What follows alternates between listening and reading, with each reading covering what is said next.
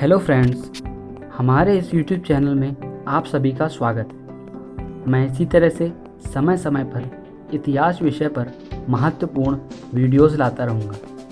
इसके लिए आपको हमारे इस YouTube चैनल को सब्सक्राइब करना होगा।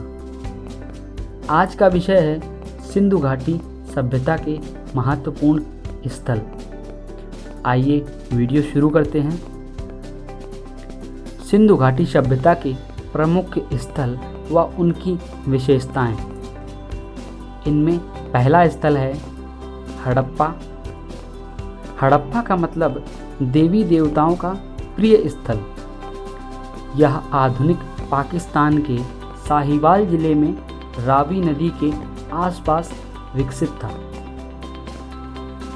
साहिवाल जिले से पहले यह मांटगोमरी जिले में आता था, परंतु प्रेजेंट टाइम यह साहिवाल जिले में आता है। जब 1921 में सर जॉन मार्शल पुरातत्व विभाग के डायरेक्टर बने, उनके नेतृत्व में दयाराम साहनी व माधव स्वरूप दत्त द्वारा इस स्थल की खुदाई शुरू कराई गई।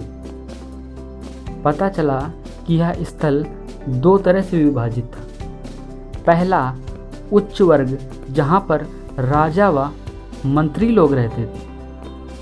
दूसरा निम्न वर्ग, यहाँ सामान्य लोग व श्रमिक रहते थे। पूरे नगर के बाहर एक मोटी दीवार बनी थी। दीवार के पश्चिमी और पूर्वी छोर पर गेट लगे थे, जो कि बरसात में बंद कर दिए जाते थे। कहा जाता था कि यहाँ पर बाढ़ बहुत आती थी। यहाँ मिट्टी की 9 परतें मिली। इससे यह पता चलता है कि यहाँ अनेक बार बाढ़ आई है।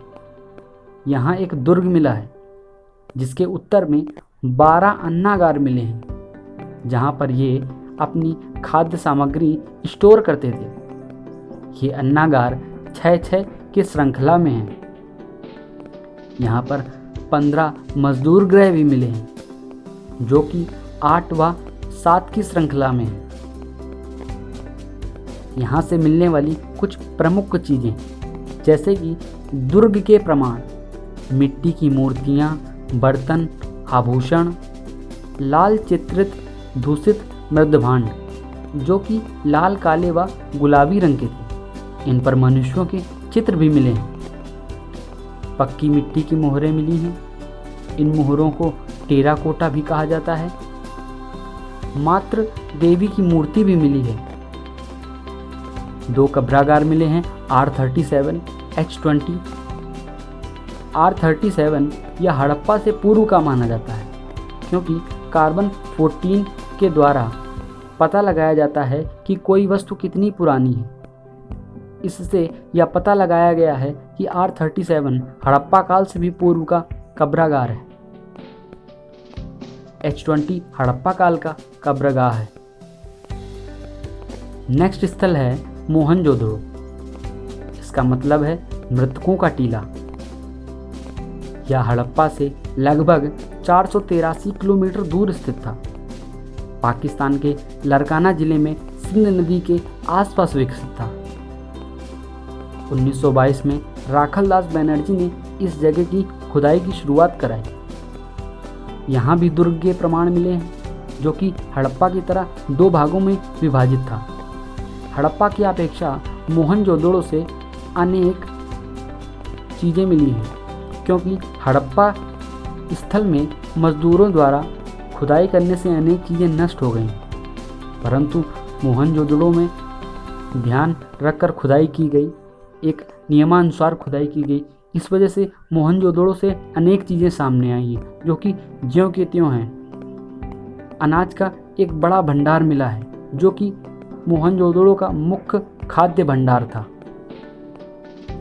दुर्ग के बगल में एक बड़ा स्नानागार भी मिला है, जो कि 11.88 इंटू 7.01 इंटू 2.43 के आकार में था। इस स्नानागार में सीढ़ियाँ भी बनी हैं, जो कि नीचे तक जाती हैं। कहा जाता है कि किसी विशेष अवसर पर नगर के लोग इसमें स्नान करने आते थे। कांस्य की नर्तकी की मूर्ति मिली है, सभा भवन भी मिला है। पुरोहित की यह मूर्ति मिली है, इसमें यह दाढ़ी रखे। पशुपति शिवा की मूर्ति मिली है जो कि योगावस्था में है। इनके चारों ओर 4 जानवर हाथी, सांड, टाइगर व गेंडा के चित्र बने हैं। नेक्स्ट स्थल है कालीबंगा। इसका अर्थ होता है काले रंग की मिट्टी की चूड़ियाँ। यह राजस्थान के हनुमानगढ़ जिले में घग्गर नदी के आसपास विकसित था। 1953 व 1961-62 में अमलानंद घोष, बीबी लाल, बीके थापर ने इस जगह की खुदाई कराई। यहाँ से मिलने वाली प्रमुख चीज़ें काले रंग की मिट्टी की चूड़ियाँ, हल से जुते हुए खेत या हल मुख्यतः लकड़ी का होता था, चावल की भूसी, हवन कुंड के साक्ष्य, ऊंट की हड्डियाँ। नापतोल के लिए बाँट बटखरे मिले हैं जो कि 1:16 के रेशियो में था। यहाँ के घर मिट्टी के बने थे, जिससे यह पता चलता है कि यहाँ पर कम बारिश होती थी। कालीबंगा राजस्थान में होने के कारण यहाँ पर बारिश कम होती थी, क्योंकि वर्तमान काल में भी राजस्थान में बारिश बहुत ही कम होती है।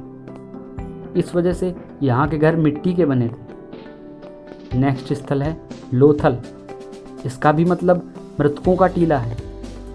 पिछले कुछ सालों पहले यूपीएससी में एक क्वेश्चन आया था कि मोहनजोदड़ो के अलावा वह कौन सा स्थल है जिसका मतलब भी मृतकों का टीला है। लोथल ही वह स्थल है जिसका नाम मृतकों का टीला है। यह गुजरात के कच्छ में भोगवा नदी में विकसित था। यहाँ 1957 में एस.आर. राव द्वारा खुदाई शुरू कराई गई।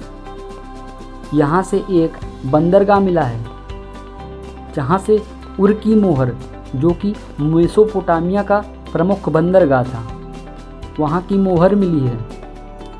इससे यह पता चलता है कि लोथल से और मेसोपोटामिया के बीच व्यापार होता था समुद्री मार्ग के द्वारा। लोथल एक वाणिज्यिक केंद्र था, व्यापार का केंद्र था। यहाँ से आदमी व्यापार करने के लिए मेसोपोटामिया जाता था। मेसोपोटामिया के उर नामक बंदरगाह से लोथल बंदरगाह व्यापार करने के लिए आता था नाव के द्वारा।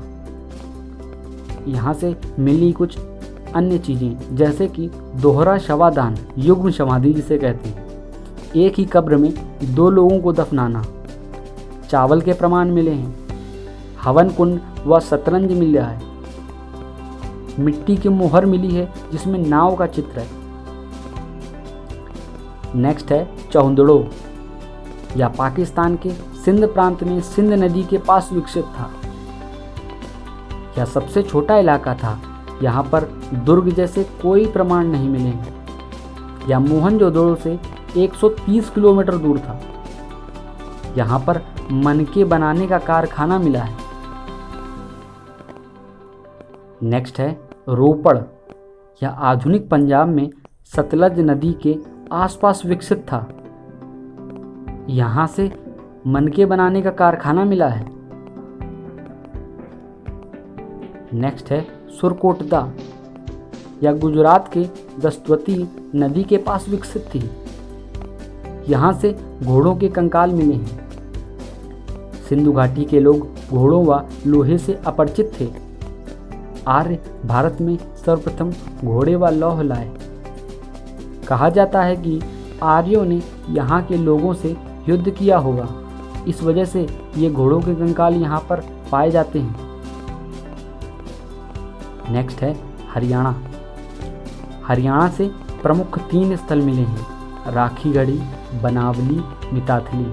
बनावली जो कि हिसार जिले में सरस्वती नदी के आसपास विकसित था। राखीगढ़ी में अभी भी खुदाई चल रही है।